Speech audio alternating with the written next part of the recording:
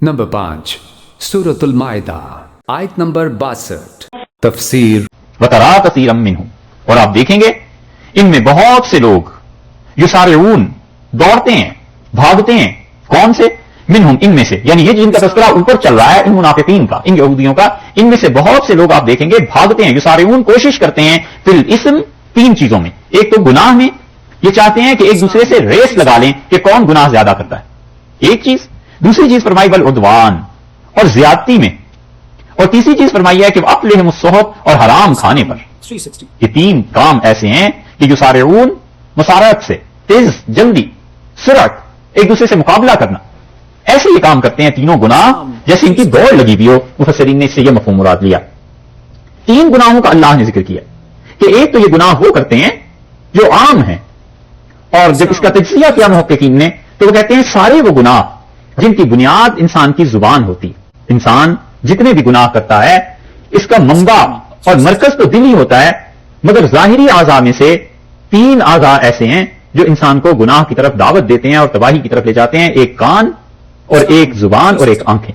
इन तीनों की एहतियात शरीयत ने बताया है कि जरूरी कि तमाम वो बातें जो जुबान से हों और जो आंख के देखने से और जो कानों के सुनने से, इन सब पर कंट्रोल करो, तब जाकर गुनाह से बाज रहोगे, बचोगे। और इसी वजह से जो पुराने मशाइख थे ना, वो बैत भी इन चीजों पे लिया करते थे। हज़रत निजामुद्दीन औलिया रहमतुल्लाह ने फरमाया कि जब मैं बैत के लिए हाजिर हुआ हजरत के पास अजोदन में, तो शेख कबीर हज़रत फरीदुद्दीन मसूद शकरगंज रहमतुल्लाह अलैह ने मुझसे बैत ली, और बैत में यह फरमाया कि इन तमाम गुनाहों से तौबा करो जो तुम्हारी जुबान से और आंखों से, और इंसान गौर करे तो गुनाहों के मरकज ये बन जाते हैं इंसान के जरिए। और यहां इन्होंने जो कुछ किया है उसमें से पहली चीज ये है कि अल्लाह ने फरमाया इन यहूदियों को या इन मुनाफिकीन को देखो, युसारिऊन फिल इस्म, उन गुनाहों की तरफ लपकते हैं जिनकी बुनियाद जुबान बन जाती। झूठ बोलना, जासूसी करना, ये पिछली आयत में आया था ना कि सम्माऊन, पल्ले दर्जे के झूठ सुनने वाले, जाकर जासूसी करने वाले, मुसलमानों की रिपोर्टिंग कहीं और जाकर करने वाले, ये है वो गुनाह जो जुबान से। इसलिए आदमी बचे इस चीज से। और खास तौर पर ये जो खवातीन है ना, इनकी जुबान से जितने गुनाह होते हैं, मर्द फिर भी महफूज रहते हैं। ये जुबान बहुत नीचे जहन्नम में ले जाने वाली चीज है, इससे बड़ा बचना चाहिए। हुजूर अकबर सल्लल्लाहु अलैहि वसल्लम के पास अर्ज किया गया, अल्लाह के रसूल, एक औरत से फर्ज नमाज पढ़ती है और उसके हमसाए उसकी जुबान से महफूज हैं, और एक नफल पढ़ती है, रोजे रखती है, नफली, दिन रात इबादत में, और उसकी जुबान बहुत चलती है, तो कौन सी अच्छी है? रसूलुल्लाह सल्लल्लाहु अलैहि वसल्लम, वो अच्छी है जिसकी जुबान से उसके हमसाए महफूज। गीबत, चुगली, ये दूसरों के मवाइद बयान करना, बड़े बड़े लोग उनकी मजलिसें अब गीबतों से पाक नहीं होती, आदमी जाए तो कहां जाए। इसलिए बचाए अपने आप को हमेशा, ना गीबत में पड़े किसी की। क्या फायदा भाई, नेकियां पहले की कितनी है जिंदगी में, और फर्ज कर लो बहुत नेकियां कर ली हैं, कबूल हो गई हैं, तो क़यामत में पता चले कि काट के इसके खाते से दूसरे खाते में चली गई थी, तो फायदा क्या हुआ फिर? दुनिया में कुर्बानी भी दी और दुनिया में नींद भी छोड़ी, मजे भी छोड़े, नेकी के लिए नेकी की, और वो कमाकर दूसरों को दे दी। इसलिए इस गीबत में बड़ा मजा है, जुबान का चस्का है ना, अलियाज़ुबिल्लाह किसी को लग जाए फिर जब तक गीबत ना हो चैन नहीं आता। तो खवातीन में खास तौर पर यह गुनाह पाया जाता है बड़े वसी पैमाने पे। इसी तरह बगैर किसी वजह के झगड़ना, शौहर की और लोगों की बेअदबी, एहतराम में कमी, ये सब चीजें इंसान को गुनाह की तरफ ले जाती हैं। और अल्लाह ने यहां पर यह गुनाह यहूदियों का गिना है कि फरमाया तरा कसीरम मिनहुम युसारिऊन फिल इस्म, तुम देखोगे बहुत ऐसे लोगों को, ये अवाम की गलतकारियां हैं, ये इस गुनाह में बड़ी जल्दी लपकते हैं कि किसी तरह इस गुनाह में पड़े। वल उद्वान, और दूसरे गुनाह का बताया कि ये क्या करते हैं। दूसरा गुनाह तुम इनका देखो, ज्यादती करते हैं, और इस ज्यादती करने की असल गुस्सा है, गुस्सा आता है ना, उसकी वजह से गुनाह करते हैं, लोगों पर जुल्म करते हैं।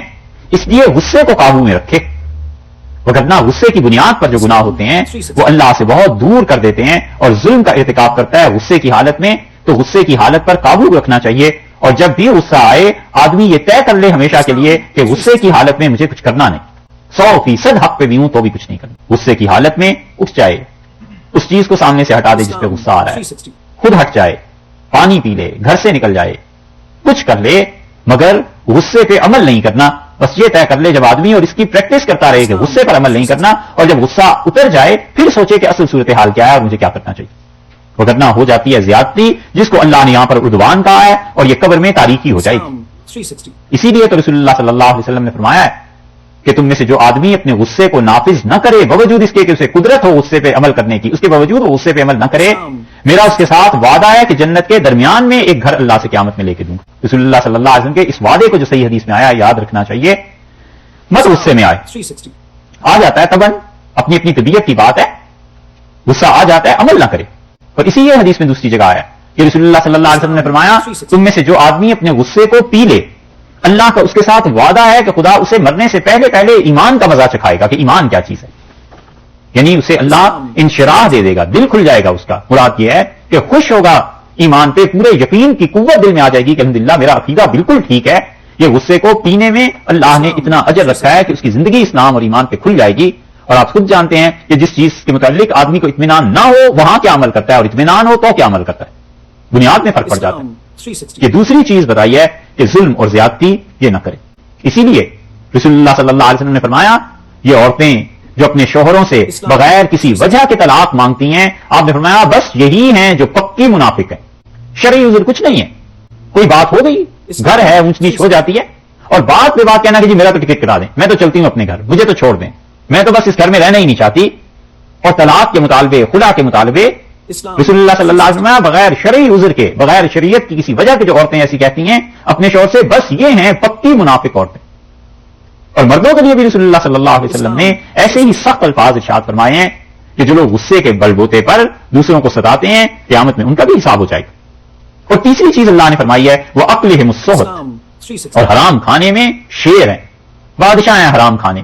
یہ ہے جو تباہی کی جڑ ہے کہ انسان لقمہ جب حرام کا کھا لے تو عبادت کی لذت ختم ہو جاتی ہے. اس لیے بچے اور اپنے آپ کو بچائے کہ حرام کا پیسہ کھائے. اور دونوں طرح سے حرام ہو جاتا ہے. ایک تو جو چیز سرے سے حرام ہے اس کا کھا لینا, مردار ہے, اس قسم کی چیزیں, پورک ہے. اور ایک یہ کہ چیز تو جائز ہے لیکن جس پیسے سے خریدی گئی ہے یہ پیسہ حرام.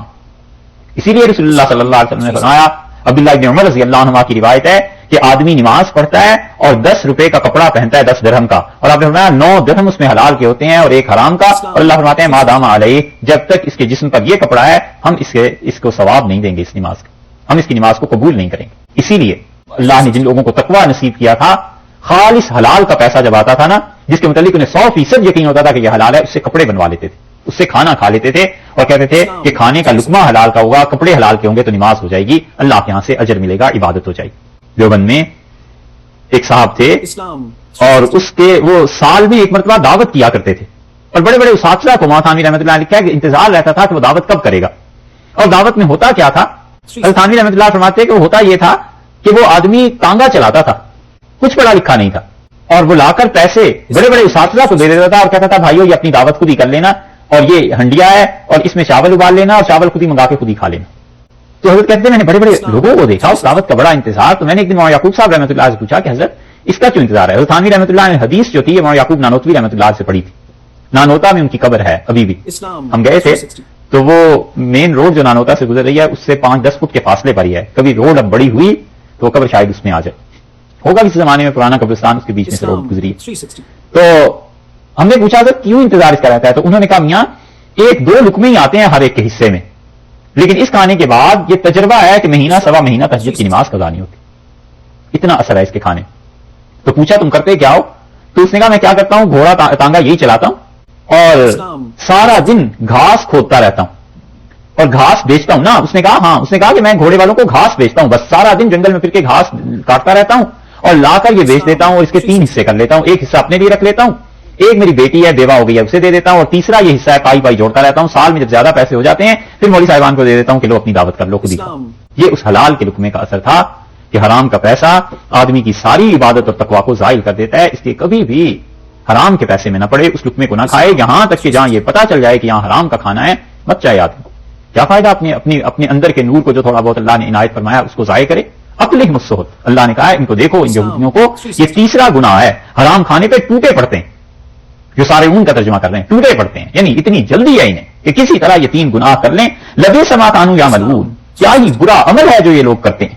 اللہ تعالیٰ نے گناہوں کی کیفیت جو بیان کی ہے نا قرآن پاک میں مختلف قوموں کی, وہ اسی طرح کے الفاظ ارشاد فرمائیں. یہاں فرمایا کہ دیکھو ان کو اتنی جلدی نہیں ہے کہ کسی طرح یہ گناہ کر لیں, ایسی جلدی پڑی ہوئی ہے.